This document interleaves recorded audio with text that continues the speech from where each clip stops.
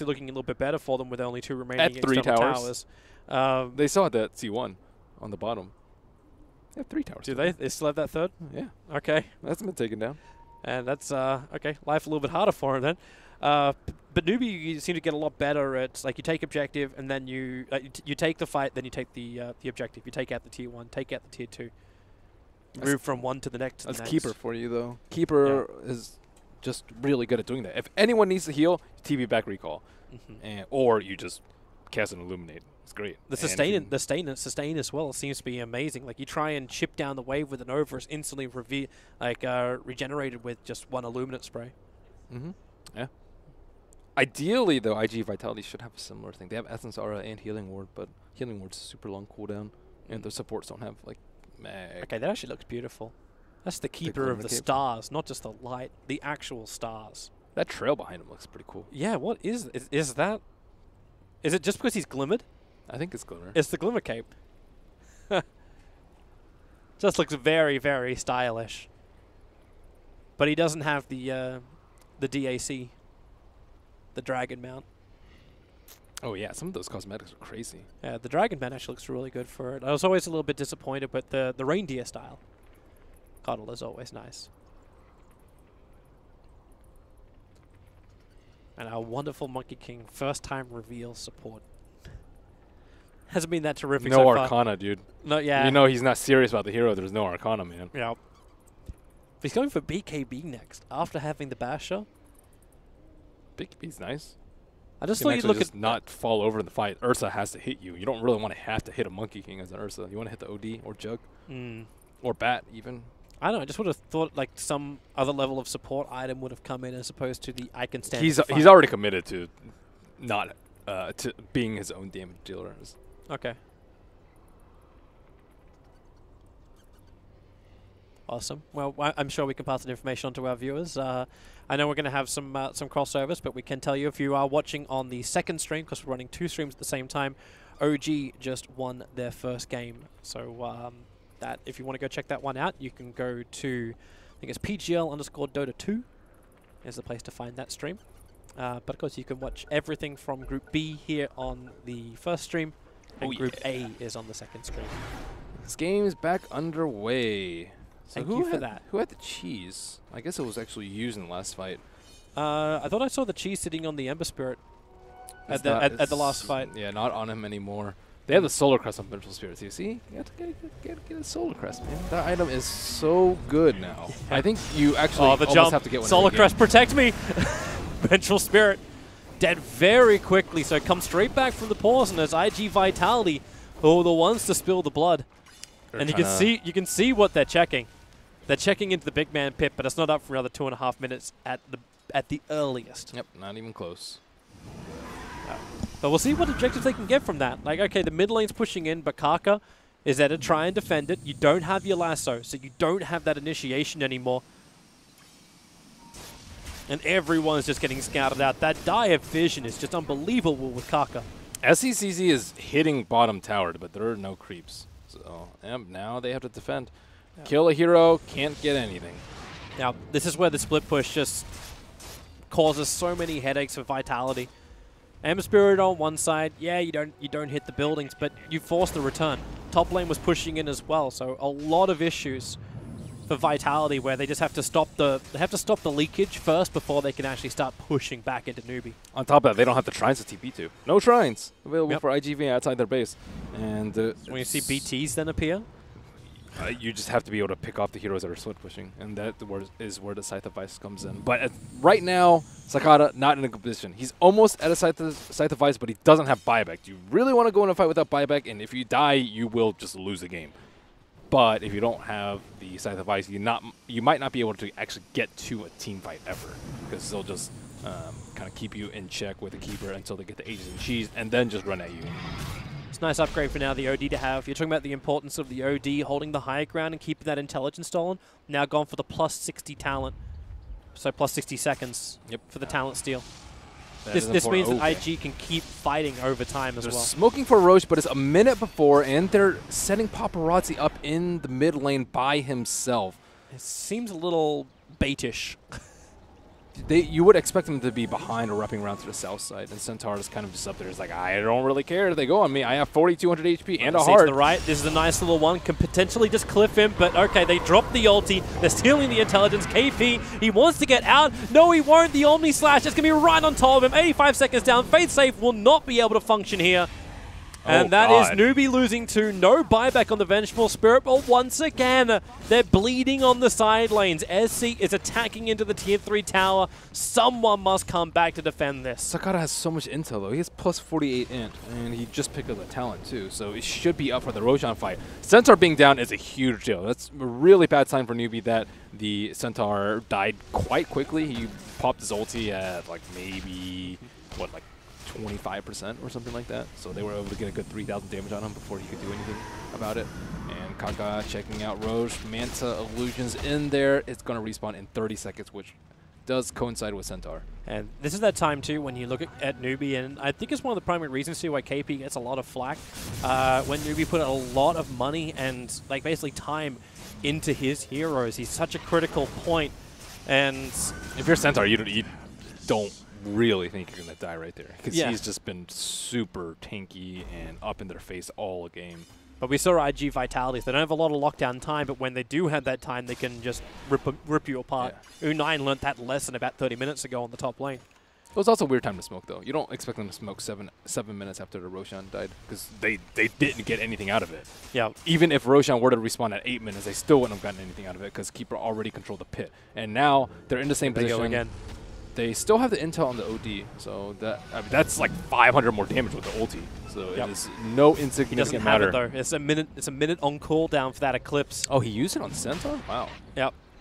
It's not. That's what they threw down in that fight. That was the way they actually killed off the Centaur. So now they will finally contest Roche. This is Roshan number 4, and Aegis and Cheese could mean the death of IG Vitality. They do have the Scythe. OD also has buyback, so quite fortunate for him that he was able to get that amount of gold. I'm not sure if he did actually get the kill on the Centaur. Looks like it was Paparazzi that finished him off. I'm wondering if Monkey King now just becomes that permanent ward around Roshan. He's got the trees to play around with on the back of the pit. It's too risky. Yeah. But you got no other choice, right? Like, he still needs to stay close enough that he can get in and throw the ulti out. Manta Illusions. Yep. It's going to be what they want, but both teams kind of afraid to go outside the pit. He has this team around him, though. Yeah, this feels like bait. Just trying to see if IG Vitality will take it and realize the shields are up. No way you go on Centaur there. He will just get swapped out and he will get demolished. Yeah. With Paparazzi just hovering around. And again, here comes a split push. Remember, you can just BT down to the bottom lane, keep that pressure going. Ember Spirit is difficult to kill with both the Lincoln Sphere. Yep. Plus his ability to dodge with Sleight of Fist. And are they going to smoke around? They don't actually have a smoke. They're just going to hoof it the long way around. It's already vision, though. Like, it's only Radiant Observer wards on that side of the Roshan pit. Wow. So they actually do slip through the back lines. Are they going to control the shrine? They're going to get there. Oh, there's Ember Spirit jumping in. SC, they want to go on him. A quick jump out. KP gets a double hoof stomp on the Juggernaut as well as the OD with a Sleight of Fist. They'll turn on their Blade Mails now, but with the ultimates, will it be enough? Faith is just burning out with the Omni Slash doing his work, but the damage is still so heavy on IG Vitality. The Shrine has already been burnt. Illuminate Spam's giving a little bit more sustain, but the BKB is going to wear off too. SC jumping in and out, chasing the OD. He throws the ulti down, but ends up killing himself. I think it was the Blade Mail. He just killed himself on. Paparazzi won't survive as well. 3 heroes lost. Dogfights on the run. You got the Barrow Rider desperately trying to force in the top lane to get Newbee to look behind themselves. But now Newbee can go in for Roshan if they want him. That was a really good move by IG.V, though. They were just super unfortunate that Ember Spirit came in just at that exact moment, or else they would have claimed the Shrine, and they wouldn't have been able to pop that Shrine. Because Ember Spirit was there, Centaur was able to jump in on them afterwards, but they didn't have vision over there. It was still nighttime, and I think that was actually one of the better moves that I've seen from IG Vitality. And yeah, it ended up in 3 heroes dead, but it could have been great. Could have been great. And so IG Vitality, again, they have to fight up against an Aegis as well as a Cheese. And we'll see if they're capable of defending it. With OD's ulti on cooldown, Newbee have an opening just to push down through the mid lane. There's no tier 3 tower, so they can attack directly in, and we'll get to have a quick look at this fight once again. There's that double hoof stomp that really started off nicely for Newbee. Yep, and you're fighting right on the shrine, and Centaur is just in the middle of it all. BKB's popped at the start, and OD doesn't actually make it down with his own Force Staff / Hurricane Pike, and they were able to pop the Centaur ulti too. Omni Slash just really did not do anything in that fight. Well, we'll come back live. The OD has bought back already with the BKBs, has to stand his ground, a defensive imprisonment, trying to help keep that Monkey King alive as Newbee will start to bail out. So they did manage to take out the tier 3 tower on the bottom lane, but no raxing still done by Newbee. And no buybacks forced out. Just to the OD. Oh, he OD bought back? I believe so. Oh, he had like 10 seconds longer than the Juggernaut on his buyback. I guess he really values that one rax. Ended up committing it. That is not good at all. They still have the Aegis, they still have the cheese, and you kill OD, is game over. I'm wondering what happens too when an OD's BKB starts getting lower. Correct me if I'm wrong, but I think there was a Bloodthorn which is being built over on the Ember Spirit. So you got more lockdown control on the way from him. They're in a really bad spot because of the buyback now. So anytime in the next, like, what, 6 minutes now, you kill OD, it's game over. And it's daytime, so these 3.5 minutes are going to be the most trying for IG. Can they avoid this? Oh, Newbee already trying to force in the bottom lane. Super's making a walk out, so you may actually lose the Crystal Maiden at this point. That is an acceptable casualty. She's running back. She's definitely running back. Everyone's missing. There are observer wards on the northern side of the map from IG Vitality. Don't see anything. The quick Hexa stuns. July jumps down. The ulti is down. But, well, you lose the Juggernaut so quickly. No buyback available. He's down for 90 seconds. He bought the Butterfly with Keeper of the Light dropping. And Sakata finding enough damage as well. He's going to steal that intel, giving him a lot of power. Sandy's Eclipse is available. Newbee have to give this respect. So Monkey King will buy back. He doesn't have his ultimate available, but SC jumps in deeper. The shrine will be triggered. Super with the control. They'll break free. Super keeps that slow going. Sakata needs to keep the kiting going as well. Super, Glimmer Cape up. They can't see him. They can't kill him. Heal back up and get back to front lines. The OD ulti will pop.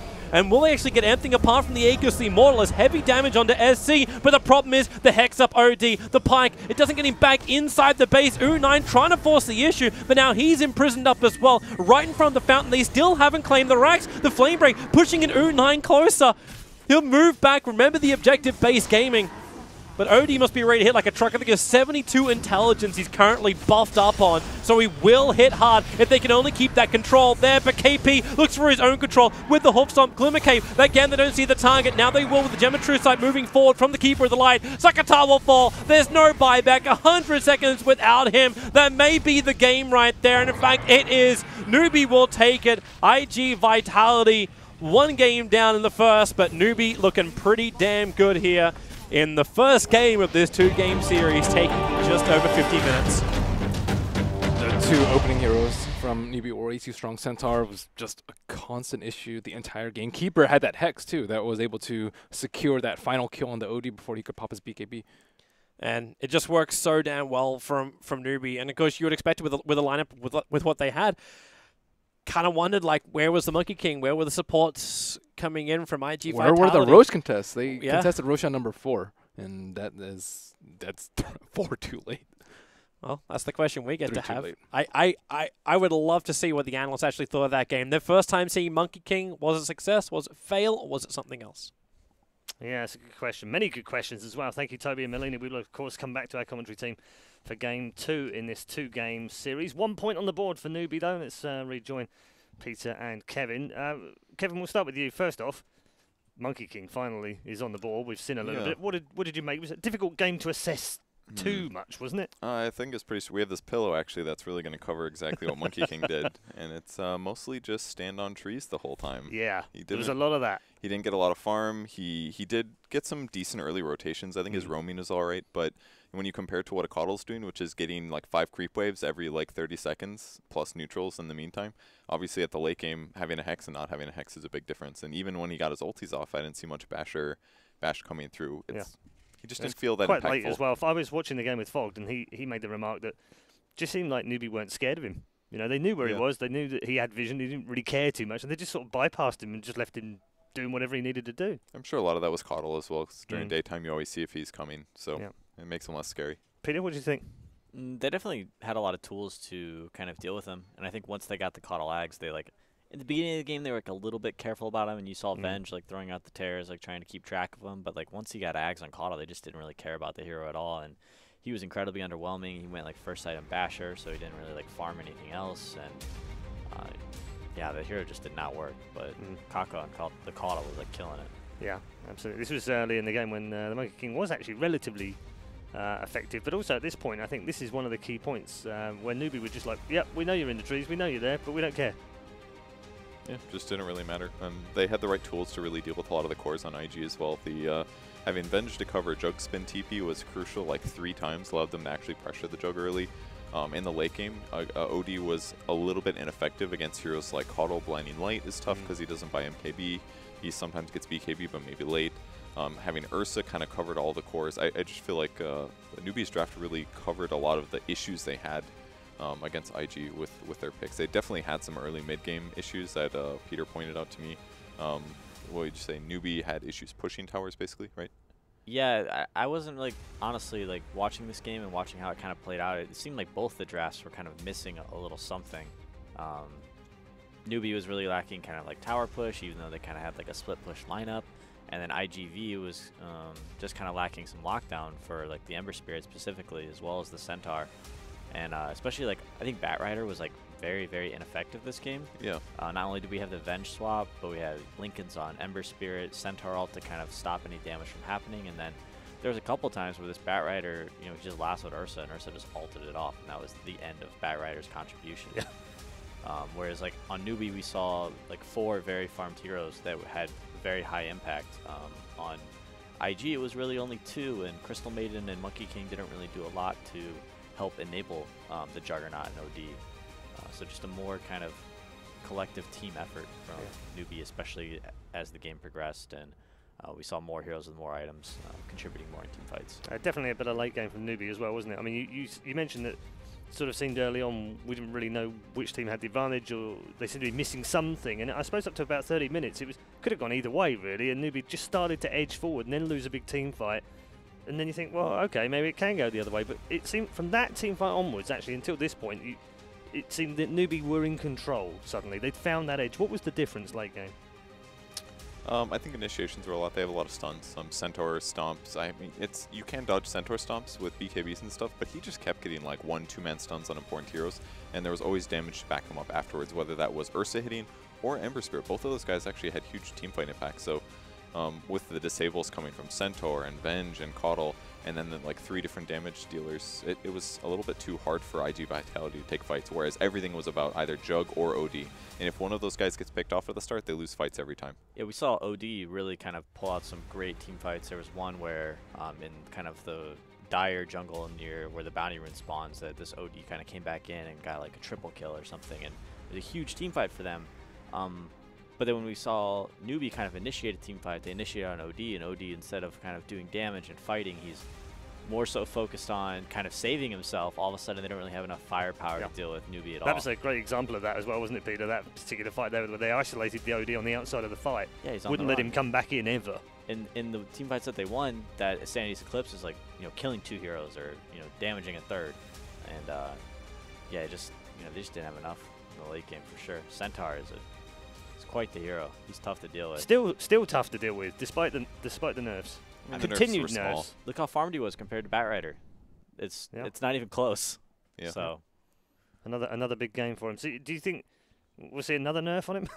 Is it just going to keep it's doing possible. I think first thing they'll probably do is, at the very least, reduce his talents a little bit. Like the level 10, they'll probably drop it to like 25 damage or something like that. Right. But maybe nerf return scaling a little, because he can already jungle so fast with double-edge hood. Maybe And he nerf was that. first picked again, so obviously the teams still value him very highly, no matter how many times he gets nerfed. for sure, he's definitely a super strong hero, but I wouldn't say he's like too overpowered. I think people just need to play better, Right. Draft better, draft smarter. I don't know. IG.V's Crystal Maiden was super weird. I didn't really see Very it. early I mean, pick as well, wasn't it? You second pick a Crystal Maiden, then you pick an OD, who kind of, you know, Crystal Maiden helps with mana, and then OD just has Essence Aura, so nobody really needs mana help at all.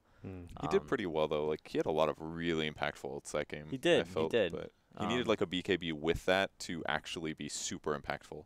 For sure. Yeah. All right, let's take a look at the MVP right now and see who our esteemed colleagues have picked out. Match MVP is SCCC. Yeah, there's a lot of really good players, I think, that game on Newbee, but SCC consistently had amazing damage output. I think his build was perfect for the game as well.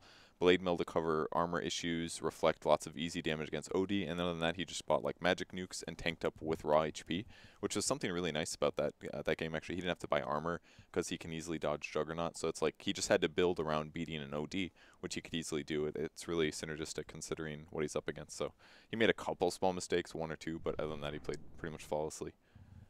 Come on, Kevin. It's good early. plays. It's early. He's What are you allowed talking to make a about? couple of mistakes First first game, game. Look, I'm just saying, like, there was one fight that he died to the CM ulti. I was like, that's the first mistake I've ever seen that guy make. 'Cause he never makes mistakes. There it Yeah. is, the one death. Yeah, that's the one. That's the one. He Kevin's picked up. messed Look up. at it. He's had a death. Only How dare he 719 have a death. GPM. If we had a second MVP, I would say definitely have to be Kaka on the Coddle. I think Yeah, Yeah. you really The- enjoyed that, didn't you? even like the early game Coddle pick like really tied together their whole strategy, and I think kind of almost like made this draft work, even though I really wasn't a big believer of it in like the early game. Pushed Yeah. a lot of lanes. He farmed more than the Batrider did. Like, Yeah. he did a great job. Yeah, and blinding light was huge. Can we just say that again, Kevin? It's more farm than Batrider. Yeah. Batriders, it's a tough game when you're against a Vengeful Spirit. If they have a hero that hard counters your one good ability, then every fight gets so much harder to do. You don't just see a hero and jump and lasso him. It's like, where's the Venge? Do I jump on the Venge? Should I wait a second longer to try to find the right target? Because if he just counters your lasso... But does you're that like, not come back to the draft again? I mean, they picked him really early. Yeah, they did pick him early. Maybe they should have banned the Venge in the second Yeah. phase. I think Venge came out 3rd pick, if They I'm did, not yeah. mistaken. They could have but, banned him second. But I think they banned stuff like Slark and some other anti-bat hero. I Weaver. can't remember. Weaver, yeah. Weaver banned. So Right, yeah. they were lacking lockdown. I don't know. It's they could have won that game probably, but they just needed to maybe get more kills with the lasso mid game. Maybe anti-split push better somehow, but maybe that was a Monkey King issue in mid game. Who knows? Are we expecting? We're obviously we're a few minutes away from the next game. Are we expecting Monkey King back out again, or do you think they'll forget about that now? I could see it again, I guess. Like Peter said, I like the way they used it a little, which was, or maybe it was Ben, I don't remember. Looking for the Coddle in the early game. That was kind of a cool way to use it, but it just didn't scale very well. Certainly, the team fight impact was weak. Maybe it was just itemization issue. I think Not sure. I think it's too early to shelf him. Yeah, I think agree. that. Still They needs could- more experimentation. Yeah, I think he definitely has the potential. I don't think he was set up for success in a game like that. What would you like to see game 2 from either team? And if I mean, I know Newbee had a better draft on paper and then executed it better late game as well. But Well, I actually thought IG.V had a better draft. Okay. But it just didn't really work out. I would just like to see these teams have a better game plan. Like throughout like the early to mid game, it was just like a lot of nothing. Both the teams were just kind of like, one team didn't really want to fight. One team was like not sure if they wanted to fight. So there just was like an occasional pick off here or there from like Monkey King just like falling out of the trees or something. What if one of their two supports, either CM or Monkey King, were better at pushing lanes? Therefore, it would kind of counteract what Coddle was doing, and therefore give them more chances to actually take a fight. I think that if they would have been able to stop Coddle, because Coddle kind of prevented them from doing the pushing that they wanted to do, which like Jug Healing Ward kind of offsets that on a lot of times, but it didn't really seem to be the case this game. If they could have had, some way to stop Coddle from even like getting involved at all, whether it be the Night Stalker that we saw get banned, a Bounty Hunter, a Nyx Assassin, something like that. I think Batrider's job was kind of to grab that Coddle when he was trying to stop the towers from being pushed, but it just didn't really happen. Yeah. So they needed if they're going to play that style, they need to enable themselves and be able to push towers. So if you pick something different like the Shadow Shaman or the Jakiro, Or the Jakiro. If you want a lane pusher. yeah, exactly, then maybe they can push towers and force the issue a little better. Yeah. Okay. In terms of the matchup, we were talking at the start of the program about the off lane, and what were your thoughts on the matchup that we picked out? Well, I think KP played amazing. I would say he had the better hero. Centaur is definitely more reliable. Batrider's a bit more iffy, but I still think Injali played fairly well laning stage-wise. He got farm really rapidly. I've seen him consistently do that. Just like Peter said, it was very difficult for them to take a fight, and therefore hard for Bat to get value. And by the time he finally started getting into good lasso territory, the Lincolns came out and he had some iffy performances there. There was the one lasso by double racks hit the mid racks they had right when the Lincolns came out that he wasted a lasso and it possibly could have been an Ember kill. Like crucial moments like that could have changed the game if he executed correctly. So Yeah, it was a tough game for Bat. I'm not like, but I mean when you compare the offense, there's really not much of a comparison this game. Just because Centaur was such a high impact and had so much farm, he just had so much more to work with. And Batrider, does take a little more finesse, I think, in a lot of ways. Yeah, your lasso's like what 70-second cooldown, where instead Centaur can just like jump in and double lasso people basically. Yeah. And if you mess up, you're still in the middle of a fight with 4K HP, a blade mail and a 4K HP, and you're just like, hit me. Yeah, yeah, run at me. In terms of the second draft, it is up and running. A very quick update for you if you're at home as well. Don't forget the other matches